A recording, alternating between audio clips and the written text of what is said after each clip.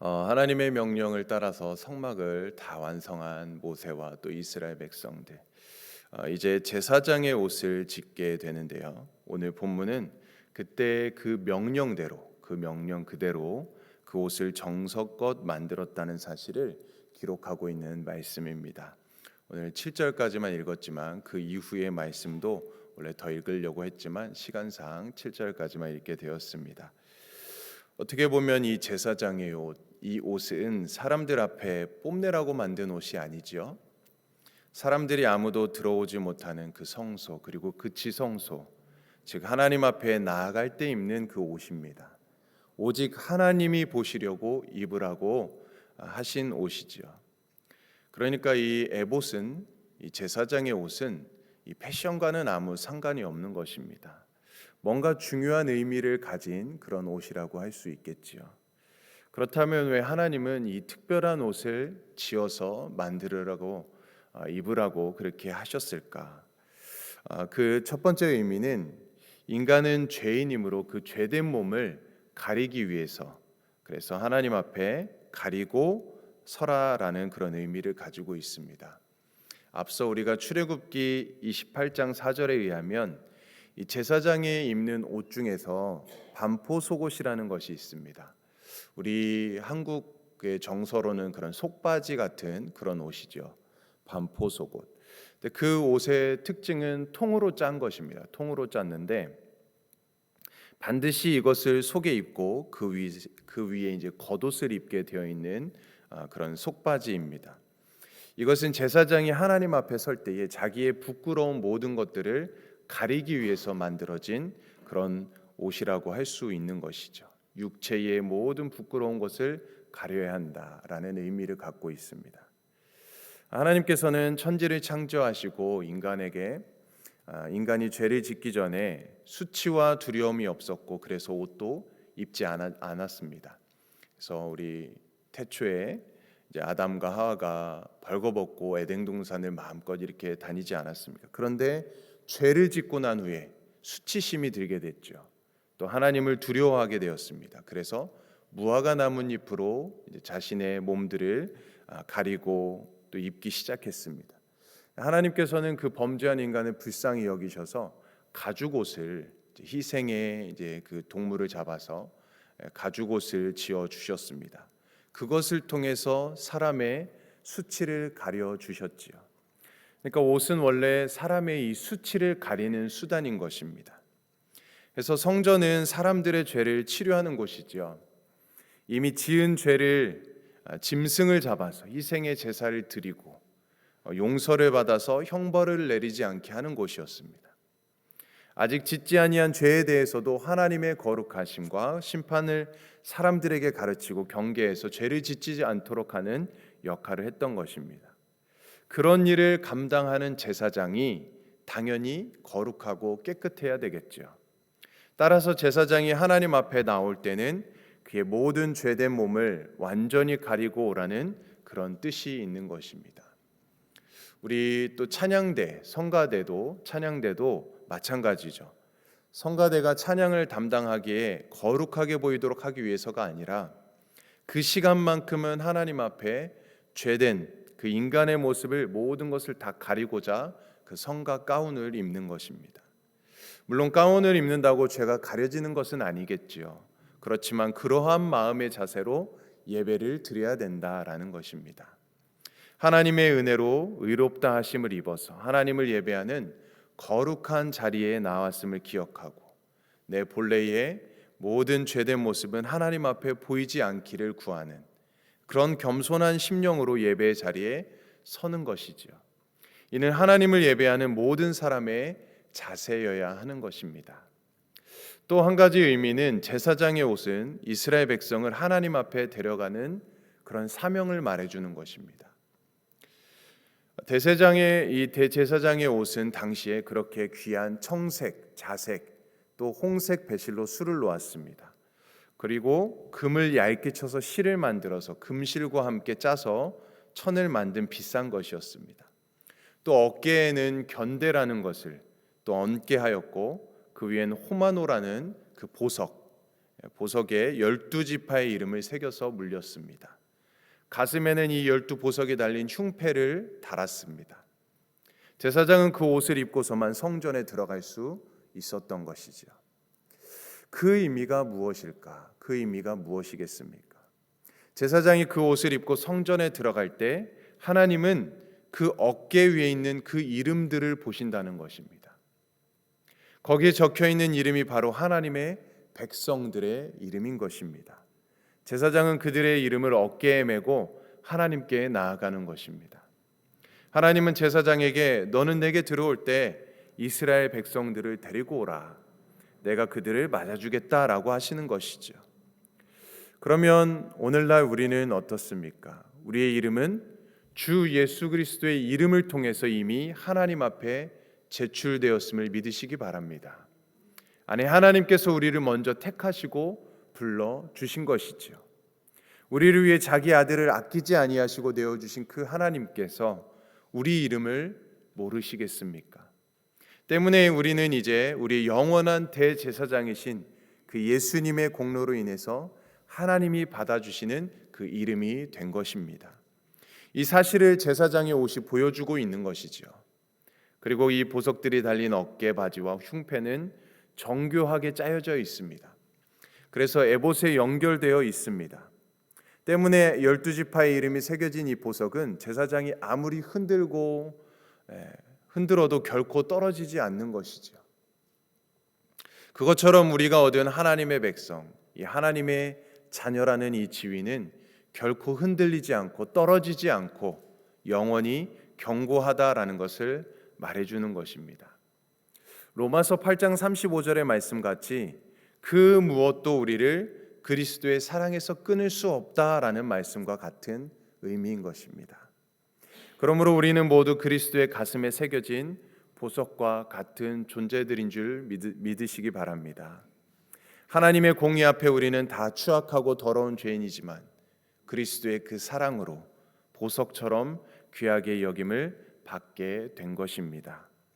이 보석들은 모두가 색깔이 다르고 모양도 다르고 빛도 다 다른 특징을 갖고 있지요. 그러나 모두 고유한 그 아름다움을 지니고 있는 보석들입니다. 12개의 그 보석들. 어떻게 보면 우리는 다 성격이 다르고 능력도 생각하는 것도 다 다릅니다.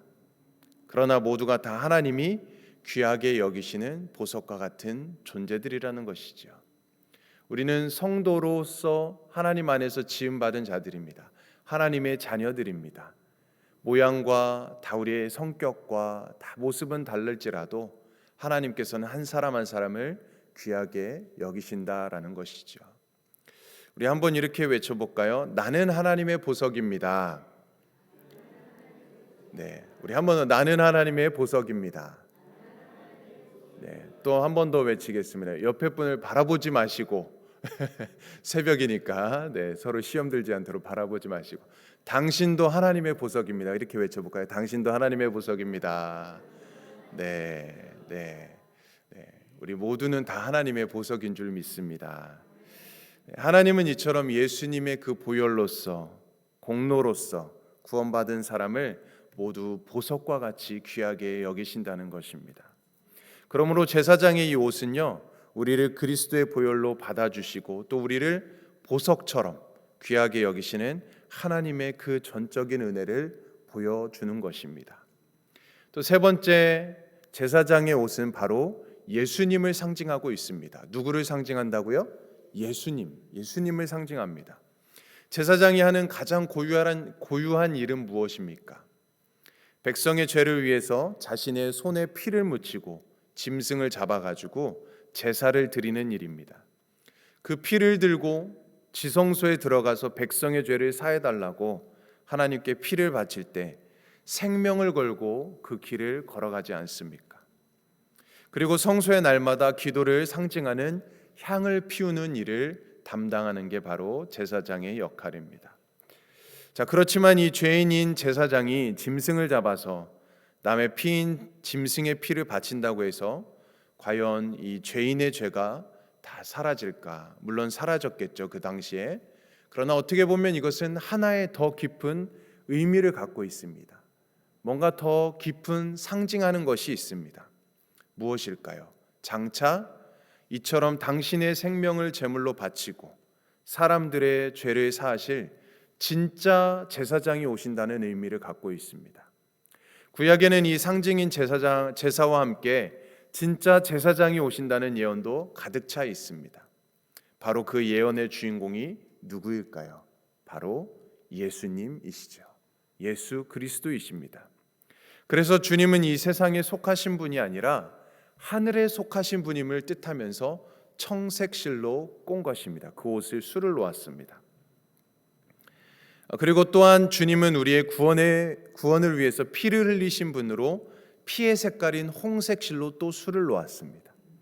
주님은 비록 죄를 짊어지고 죽으셨지만 본래 티 없이 맑은 하나님이시라는 사실을 암시하기 위해서 제사장의 옷은 하얀 세마포 바탕이 되었습니다. 또 그분은 비록 어린아이의 모습으로 이 땅에 오셔서 처참하게 죽으셨지만 영존하시는 아버지시고 전능하신 하나님이셨기 때문에 그분의 영광을 묘사하기 위해서 금실로 공교히 짰던 것이지요. 또 그는 영원 전부터 평강의 왕이셨고 영원한 왕 중의 왕이시기에 왕의 색깔인 자색실로 제사장의 옷에 수를 놓았던 것입니다. 자, 이 옷의 제사장의 옷의 모습처럼 바로 대제사장은 예수 그리스도의 모형이라는 것이지요. 자, 그래서 히브리서 3장 1절 말씀에 보게 되면 그러므로 함께 하늘의 부르심을 받은 거룩한 형제들아 우리가 믿는 도리의 사도이시며 대제사장이신 예수를 깊이 생각하라 라고 말씀합니다. 우리 현수막에 예수를 깊이 생각하라 라는 말씀처럼 대제사장이신 예수 그리스도를 우리가 이 사순절에 깊이 생각하는 것, 또 뿐만 아니죠. 우리가 평생을 주님을 만나는 그날까지 우리 예수 그리스도를 깊이 생각해야 되겠죠. 어제 우리 목사님께서 예수님을 기억하고 하나님을 기억하라 라고 말씀하신 것처럼 우리는 늘 예수 그리스도의 그 공로를, 그 희생을, 십자가 은혜를 우리는 날마다 깊이 생각해야 합니다. 뿐만 아니라 영원한 대제사장으로 우리를 구원하신 그 예수님, 이제 우리를 이웃으로 구원하는 제사장으로 삼으셨다라는 것입니다. 베드로전서 2장 9절 말씀 우리가 잘 아는 말씀입니다. 오직 너희는 택하신 족속이요 왕 같은 제사장이다. 네. 우리 모두를 왕 같은 제사장으로 삼아 주셨다라는 것입니다. 얼마나 큰 은혜이겠습니까? 이는 우리를 주님의 아름다운 덕을 선포하도록 하기 위함이라고 말씀하고 있습니다. 그러므로 예수님 이외의 모든 성도는 제사장의 이 위치에 있음을 우리는 알아야 합니다. 제사장의 위치에 있음을 우리는 깨달아야 합니다. 그리고 제사장의 그 위치에서의 역할을 감당해야 되겠죠. 자, 그래서 신약 시대의 모든 신자들은 이제 각자 직접 하나님께 나아가서 예배를 드리게 되었습니다. 그 성소로, 지성소로 제사장만 나아갔던 그곳으로 이제 우리가 모두 다 같이 제사장이 되어서 역할을 감당하며 하나님을 예배할 수 있게 되었습니다. 하나님의 영광에 참여할 수 있게 되었습니다. 이웃을 위해서 제사장처럼 섬기게 되었다라는 것입니다. 제사장의 옷은 바로 이 사실을 말해주고 있는 것입니다. 사랑하는 성도님들, 그러므로 오늘 이 제사장의 옷에 담긴 그 의미를 우리가 잘 기억할 수 있기를 바랍니다. 제사장의 옷은 우리를 그리스도로 옷 입게 하심으로써 우리의 모든 허물을 가려주셨습니다. 또한 우리를 보배롭게 여기셔서 하나님 앞에 나아갈 수 있는 길을 열어주셨습니다. 이제 영원한 대제사장인 예수님인 주님을 따르는 모든 자들에게 제사장의 직분을 주셨고 주의 덕을 선포하게 하셨음을 말씀해 주십니다. 그러므로 이제 우리 모두가 하나님의 거룩한 제사장임을 우리가 기억하시면서 하나님의 은혜의 보좌 앞에 담대히 나아가시고 또 세상에 하나님을 나타내는 증인된 삶을 살아가는 그 귀한 사명을 감당하는 저와 여러분들의 삶이 될 수 있기를 주님의 이름으로 간절히 축원드립니다. 아멘. 우리 함께 기도하겠습니다.